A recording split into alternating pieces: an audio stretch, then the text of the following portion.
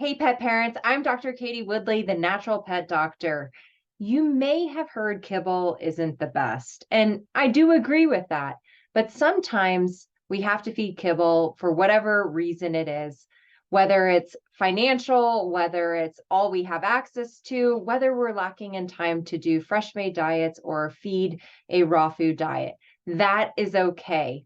But I wanted to give you some resources where if you do need to feed kibble, how can we improve that diet so that way we can increase the nutrients, support a healthy gut microbiome, and help you feel the best about supporting your pet's digestive tract and overall health?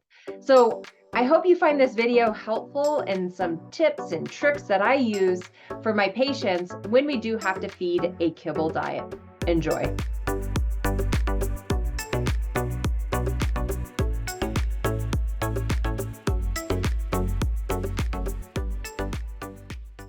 How do you improve kibble? So add water. If you have to feed kibble, for one, make sure you're using a better brand. Adding water to it. So soaking your pet's kibble in water for at least 5 to 10 minutes before feeding, it actually helps increase nutrient absorption, digestion, hydration. And cats, remember, cats are obligate carnivores. They shouldn't be on a dry food diet. But if you have a cat like my cat, who's a pain in the tootie, that doesn't want to get off her kibble food and is very limited with what she'll accept and can be harder, then what you can do is add moisture into their diet. They benefit greatly. So when they eat dry food, cats specifically, they don't drink enough water. This increases their risk of chronic kidney disease, lower urinary tract disease. So urinary problems, they have feline interstitial cystitis, they can form bladder stones, bladder crystals, and then they can get urinary obstructions. You don't want that. So feeding canned foods or adding that water in will help maintain better hydration, especially for those cats, promotes dilute urine, and it reduces the risk of those diseases from happening. The other thing is many of these dry foods, the ratio of omega-6 to omega-3 essential fatty acids is off because they're using things like canola oil or corn oil or soybean oil, high in omega-6s, which when that ratio is off, it can lead to more inflammation in the body. So what we can do is we can add more omega-3 fatty acids. So omega-3s are anti-inflammatory. So using a source from like green lip mussels, using a high quality fish oil, like Nordic Naturals, can help reduce the inflammation that might be or is being created by feeding the kibble diet. You can also use canned sardines, using the ones that are unsalted, wild caught, and are in water. And the general rule there is 1 ounce fish per 35 pounds body weight. So that's just a good thing to add into that food a couple times a week if you can.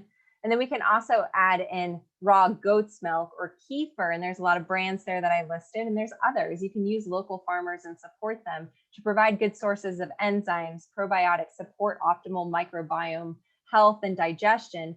Adding in those leafy greens, lightly steamed broccoli, kale, spinach, Brussels sprouts, your high antioxidant fruits, your blueberries, that's going to provide those phytonutrients to help optimize overall health. If you are feeding a dry food diet to your dogs and cats, you need to add in a digestive enzyme.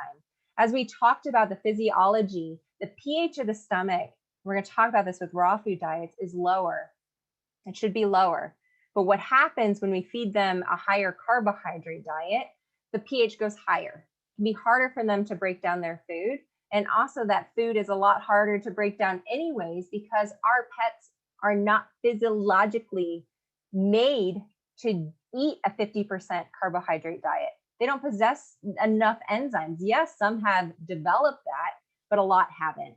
So we can add in digestive enzymes to help break down the proteins, fats, and carbs, adding in probiotics, feeding the microbiome with prebiotics. And then what you can do, so if you're like, the cost, I can't do that, add in toppers. So maybe once, twice a week, getting some of those raw food toppers, getting your dehydrated toppers, getting some canned food that's a higher quality, and adding it into the food to help improve the nutrient content. Now, if you're ready to put all this into practice, make sure you download our free simple guide to improving your pet's food for more actionable tips and insights that align perfectly with a holistic approach to your pet's health.